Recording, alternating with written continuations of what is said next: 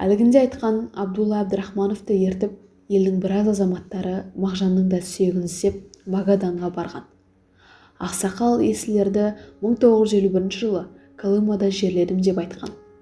Ол кісі де бағытынан жаңылмай, бұрын лагерь тұрған аумақты өзге де орындары дәл тапқан.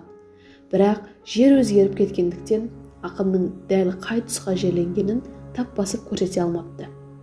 Бұл туралы Магаданға көптен бірге барған журналшы Сәния Тойкен жазды.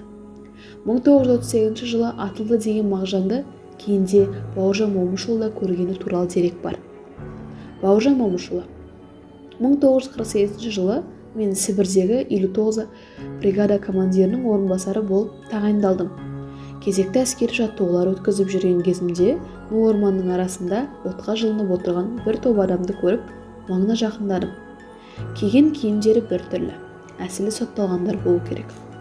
Олардан өзгешелеу, басында түлкі тымағы бар бір адам 10-15 метрдей жерде өз алдына жылынып отыр екен. Тегінде қазақ сияқты. Мен оған жақындап келіп қазақша ассалаумағалейкум деп сәлем бердім. Ол менің сәлемімді ерін жыбырлатып қана қабылдап, түріме одырая қарады да үндемей отыра берді. Бұл не қылған адам деп өз ойымды жинап алғанша, ол теріс қарап отырған күйінде: маған жақындама, бәлем жұғып кетеді деді. Сол кезде барып есіме Мағжан түсіп, оның өлеңдерін жатқа айта бастадым.